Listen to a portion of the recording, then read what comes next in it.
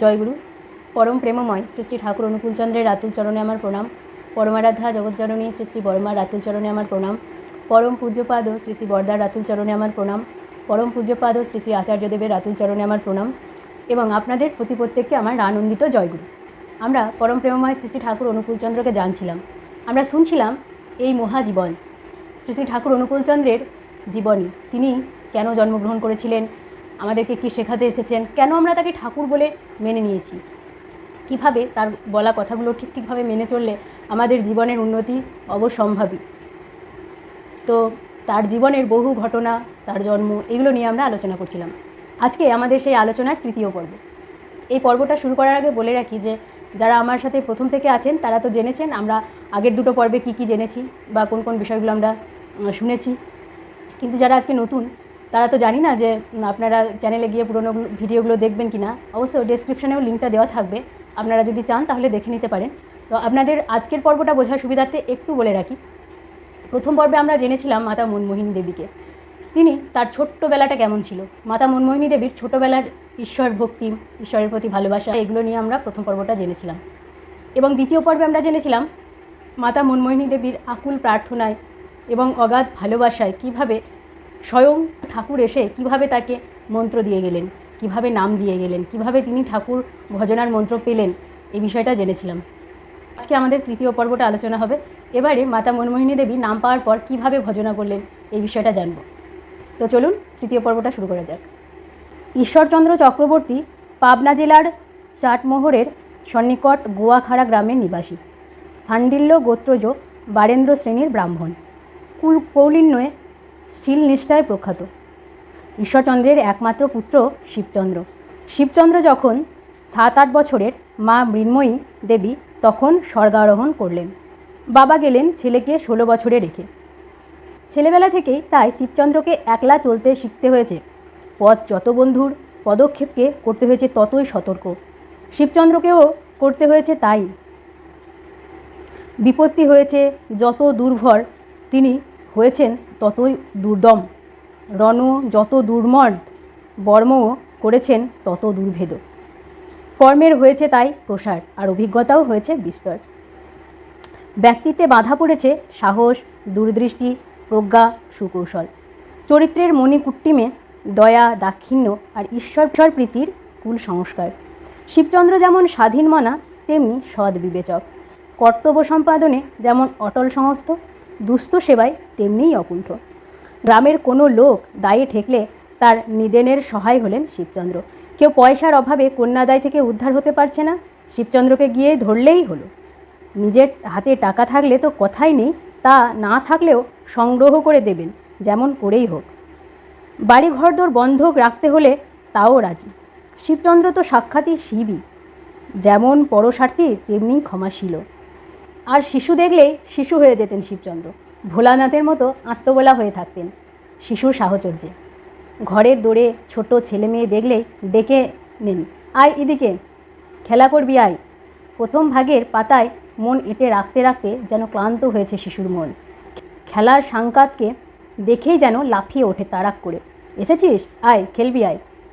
এমনি বালক স্বভাব। কখনো দেখা যাচ্ছে ঘর ভরা ছেলে মেয়ে খেলছে, ছুটোছুটি করছে, এটা ওটা নাড়ছে, ওটা ফেলছে। আর শিবচন্দ্র যেন ঘরের মালিকই নন, ওদেরই একজন। সরল শিশুদের লীলা সহচর, রাগ নেই, অদ্ভুত অনুরাগ, মহাদেবের মতোই অদ্ভুত দেবস্বভাব। এই শিবচন্দ্র পাত্র নির্বাচিত হলেন মনমোহিনীর।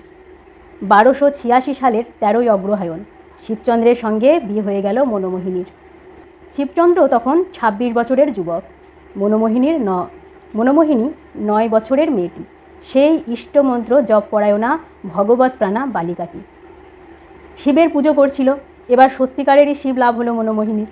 শিবচন্দ্রের এক মাস্তুতো ভাই গোবিন্দ চক্রবর্তী পাবনার ফৌজদারি আদালতের হেড ক্লার্ক। পাবনা টাউনে বাসা আছে গোবিন্দ চক্রবর্তীর।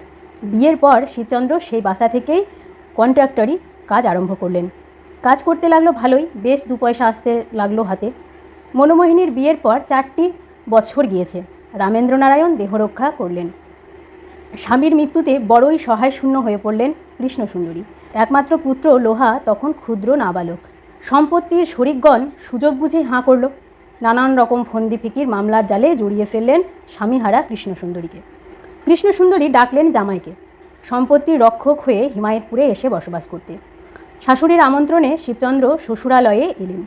ধীরে ধীরে বিপজ্জাল ছিঁড়ে শ্বশুরের সম্পত্তি উদ্ধার করতে লাগলেন। জামাইকে আর ছাড়তে চাইলেন না কৃষ্ণসুন্দরী। বিধবার সংসারে কর্তা ব্যক্তি একজন দরকার। শাশুড়ির মুখের দিকে তাকিয়ে থেকে যেতে হলো শিবচন্দ্রকে। মাতৃভূমির মতোই দরদ বসে গেল যেন হিমায়তপুরের উপরে। শিবচন্দ্রের মাস্তুতো ভাই গোবিন্দ চক্রবর্তীর এক ছেলে ঈশ্বর চক্রবর্তী। ঈশ্বরচন্দ্র গ্রাজুয়েট, মেদিনীপুর হাই স্কুলের হেডমাস্টার। বিয়ে হয়েছে হিমায়তপুরের নবকৃষ্ণ চৌধুরীর মেয়ে বিপদনাশিনীর সঙ্গে। বিপদনাশিনীর সঙ্গে মনোমোহিনীর খুব ভাব, বাড়ি দুটো প্রায় লাগালাগি। ঈশ্বর মাস্টার এসেছে শ্বশুর বাড়ি। গাঁয়ের কালীকমল দত্তকে একখানা হিন্দি বই পড়ে শোনাচ্ছে মানে পড়ে বুঝিয়ে দিচ্ছে। মনোমোহিনীর হঠাৎ কানে এলো একটা শব্দ, একটা নাম, যে নাম সে নিত্য জপ করছে সেই নাম। খটকা লাগলো মনে, কান পেতে রইল আবার শোনার জন্যে। আবার কানে এলো সেই নাম, সেই স্বপ্নশ্রুত যত্নলব্ধ ইষ্ট নাম। এ কি শুনল মনোমোহিনী? এই নাম তবে আরও কেউ জপ করে নাকি? যাকে দেখা গিয়েছিল স্বপ্নে তিনি তবে শুধু স্বপ্নেরই নন, তিনি তবে সত্যিকার মানুষ, দেহধারী হয়েছেন এই মর্তলোকের জন্যে? এসব তবে স্বপ্নের নয়, এসব তবে সত্যির? আবার জেগে উঠল জিজ্ঞাসা, জেগে উঠল উৎকণ্ঠা। ঈশ্বর মাস্টার স্নান করতে গিয়েছে পদ্মায়। মনোমোহিনী গিয়ে ধরল বিপদনাশিনীকে। বল দেখি, তোর বর কার ভজনা করে, কোন মূর্তি পুজো করে? এ আর বেশি কথা কি? বিপদনাশিনী বার করে দিল একখানা পট মূর্তি, বললে পুজো করেন এই গুরুদেবের। দেখি দেখি, এ তো সেই। বিস্ময়ে চমক লাগে মনোমোহিনীর মনে। আশ্চর্যে স্থবির হয়ে পড়ে একেবারে। মুখ দিয়ে কথা ফোটে না, চুপ করে শুধু চেয়ে থাকে। আর এই দেখ ওনার ভজন স্রোতের বই। একখানা হিন্দি বই বার করে দেখালেন বিপদনাশিনী। মনোমোহিনী সামান্য হিন্দি পড়তে শিখেছিল বাবার কাছে। আজকালকার যেমন ইংরেজি, সেকালকার তেমনি হিন্দি, উর্দু, ফার্সি, রাজ সরকারের ভাষা। রামেন্দ্রনারায়ণ সংস্কৃতের সঙ্গে আয়ত্ত করেছিল এই সব। মনোমোহিনী দেখল ভজন স্রোতেও সেই নাম। আবার দেখল পট, আবার পড়ল নাম। দৃষ্টি বন্ধ হয়ে রইল পটের ওপর, বদ্ধ দৃষ্টি অপলক হয়ে রইল। পলক হারিয়েছেন, পরক্ষণে জ্ঞান হারালেন মনোমোহিনী। অজ্ঞান হয়ে পড়ে গেলেন মাটিতে। শ্রীরাধাকে কৃষ্ণ প্রতিকৃতি দেখিয়েছে সখী বিশাখা। দেখেই চোখ চিনেছে, মন বলে দিয়েছে এই তো সেই। অমনি মনের সুতোয় টান লেগে গেল, মন উঠে গেল কৃষ্ণধামে। রূপের যিনি বাইরে, তাকে পাওয়া গিয়েছে রূপের মধ্যে। অপার সিন্ধুস্থিত স্বরূপ হয়েছে একটি বিন্দুতে। সেই ধৃতাবয়বের সঙ্গে সঙ্গত করে মন উঠে গেল অবয়বের ঊর্ধ্বে। বাহ্য বিচ্যুতি ঘটল শ্রীরাধার।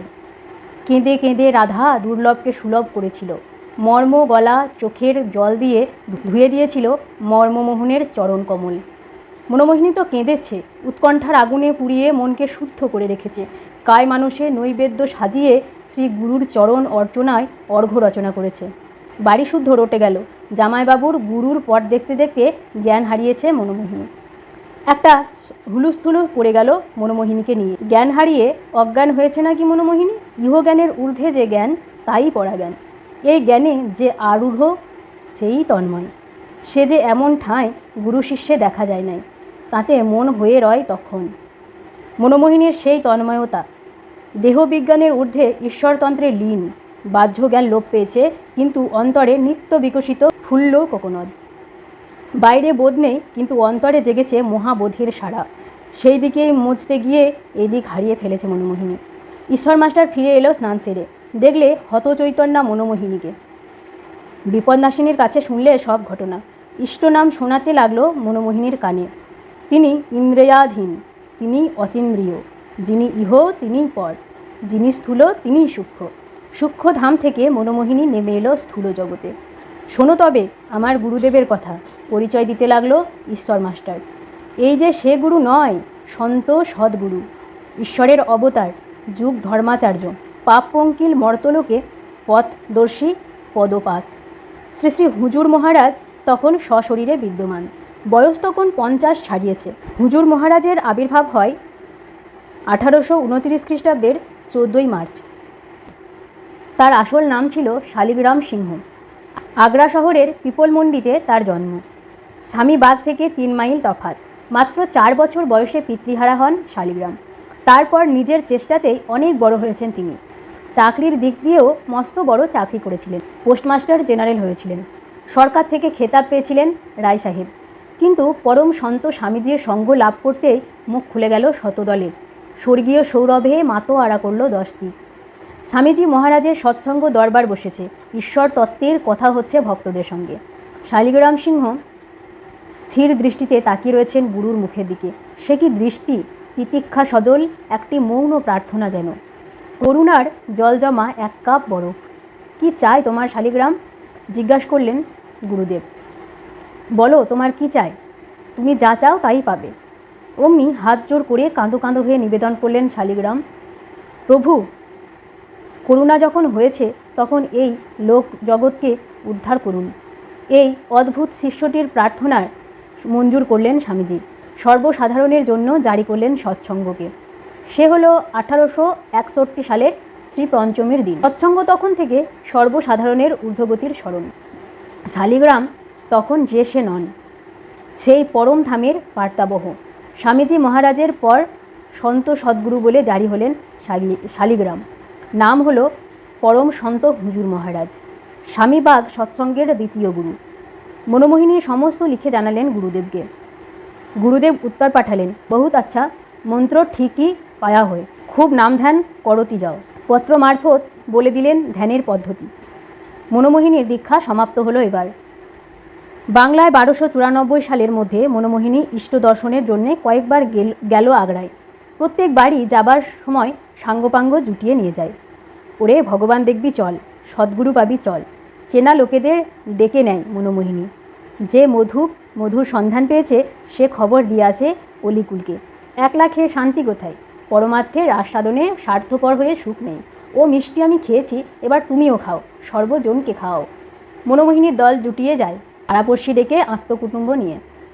ময়মনসিংহ গোলকপুরের রানী অমৃত সুন্দরী হতেন মনোমোহিনীর পিসিমা। একবার রানীকে নিয়ে গেলেন আগ্রায়। মা এসেছিস? প্রথম সাক্ষাতে গুরুদেব চিনে ফেললেন মনোমোহিনীকে। মা বলে সে কি আদর, সে কি স্নেহ। বয়সে হলেন 42 বছরের বড়, কিন্তু মনোমোহিনীর যেন কোলের ছেলে। মা এসেছে, বিশ্বজননী মা, লোকপাবক জননী অদিতি। মনোমোহিনীর মধ্যে বুঝি তাই দেখলেন পরমদ্রষ্টা হুজুর মহারাজ। মনোমোহিনীকে চিঠিতে সম্বোধন করেন সুশীলা মা বলে। সে আক্ষরিক গোলের মধ্যেও যেন খরিত হয়ে আছে অক্ষর মধু। কিন্তু এ তো শুধু ডাকের মা, আসল মা যেন হই, আর তোমারই মতন যেন দেবপুরুষের মা হই। মনোমোহিনীর মনে মনে প্রার্থনা রচিত হয় আপনা থেকেই। তো আজকের তৃতীয় পর্ব এখানেই শেষ হলো। আমরা দেখলাম মাতা মনোমোহিনী দেবীকে যেমন আমরা আগে চিনেছি আগের দুটো পর্বে, যে তিনি কেমন ছিলেন। আজকে আমরা আরেকটা বিষয় জানলাম, যে আমাদের পরম দয়াল শ্রী ঠাকুর অনুকূলচন্দ্রের বাবা শিবচন্দ্র চক্রবর্তী, তার সম্বন্ধে জানলাম, তাদের বিবাহ সম্বন্ধে জানলাম শিবচন্দ্র চক্রবর্তী কেমন মানুষ ছিলেন। এবং তারপর মনোমোহিনী দেবী যে স্বপ্নে যে দীক্ষা, যে নাম পেয়েছিলেন, সেই নাম এবং দীক্ষাটাকে সম্পূর্ণ করার জন্য তার সাক্ষাৎ হলো সেই গুরুদেবের সাথে, যার কাছ থেকেই তিনি নাম পেয়েছিলেন। এ প্রসঙ্গে আমার একটা ঘটনা মনে পড়ে যাচ্ছে, যে একবার শ্রী ঠাকুরের কাছে কেউ প্রশ্ন করছেন যে যত মহাপুরুষ বেশিরভাগই কেন ভারতেই জন্ম নেয়। তখন শ্রী ঠাকুর হাসতে হাসতে বলছেন যে এরোপ্লেন কি আর যেখানে সেখানে নামতে পারে? তার জন্য তো একটা বিশাল বড় প্ল্যাটফর্মের দরকার হয়। তো সত্যিই তাই, একটা দেব মহাপুরুষ জন্ম নেওয়ার জন্য যে মাতৃভূমিটাকে কেমনভাবে তৈরি হতে হয়, সেটা আমরা মনোমোহিনী দেবীকে দেখেই শিখছি। এবং তার যে অন্তিমে, এই পর্বের অন্তিমে যে প্রার্থনাটুকু দেখলাম, যে তার গর্ভেও যেন একটা ওই দেব শিশুর জন্ম হয়, সেই ইচ্ছাই তার মনে জাগছে। তো আমরা দেখব পরবর্তীতে সেই দেব শিশু আমাদের পরম দয়াল শ্রী ঠাকুর অনুকূলচন্দ্রই ছিলেন, এবং কিভাবে যে তার জন্ম হয়েছিল এবং আর কি কি ঘটনা রয়েছে সেগুলো জানব। সবাই খুব ভালো থাকবেন। আজকের পর্ব এখানেই শেষ হলো। সবাই খুব ভালো থাকবেন, সুস্থ থাকবেন। জয় গুরু সবাইকে।